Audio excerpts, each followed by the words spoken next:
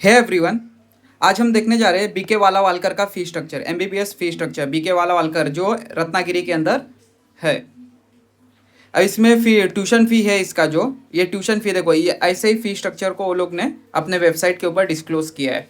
इसका tuition fee आज से 3 साल पहले 6 लाख के अराउंड था, ये लोग ने बढ़ाकर 10 लाख कर दिया है ट्यूशन फी।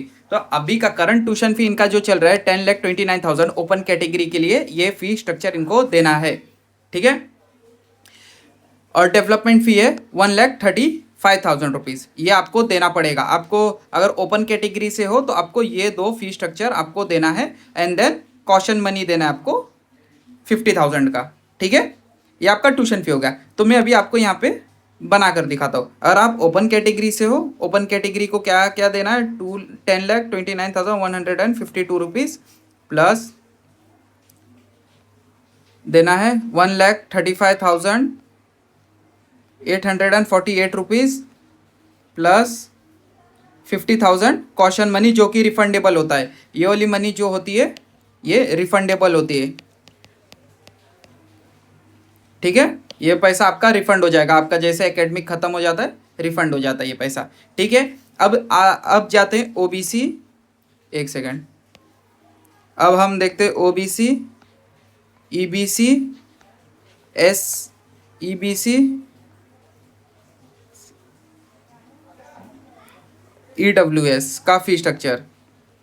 उनको मैं बता देता हूँ। डेवलपमेंट फ़ी आपको पूरा देना है 1,35,848। कॉशन मनी भी उनको पूरा देना है 50,000 का, जो कॉशन मनी बताया गया है, प्लस अब क्या करना है, इनका जो ट्यूशन फ़ी है, ट्यूशन फ़ी को हाफ पेमेंट करना है, ट्यूशन फ़ी का हाफ पेमेंट करना है। तो ये कैसे होगा मैं बता रहा हूँ। ये ओबीसी जो है, ओबीसी कैटेगरी, उसके पास कास्ट सर्टिफिकेट होना चाहिए, वो भी नॉन क्रीमी लेयर। ईबीसी है, इसके पास इनकम सर्टिफिकेट होना चाहिए, इनकम सर्टिफिकेट 8 लाख बिलो का। एससीबीसी के पास अपना सर्टिफिकेट होना चाहिए। ईडब्ल्यूएस के पास इकोनॉमिक वीकर सेक्शन का सर्टिफिकेट होना चाहिए, ठीक है। तो आपको कितना फ़ी पे करना पड़ेगा, सिर्फ डेवलपमेंट फ़ी, कॉशन मनी जो कि रिफंडेबल है, और ट्यूशन फ़ी हाफ पे करना है, ठीक है। ट्यूशन फ़ी आपको हाफ पे करना है। 10,29,000 है तो आपको 5,14,000 पे करना है, ठीक है। तो आपका टोटल फ़ी कितना बनता है, 5,14,000, और ये 6, 7, 7, 8.5 लाख के अराउंड आपका फ़ी बैठता है, अगर आप ओबीसी, एससीबीसी, ईडब्ल्यूएस से हो।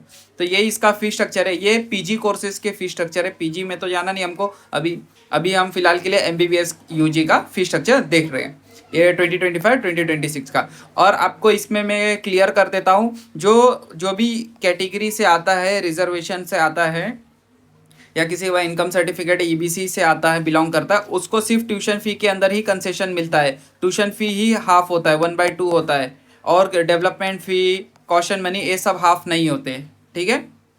और आपको कोई डाउट रहेगा तो मुझे कमेंट कर सकते, मैं उसका आंसर दूंगा।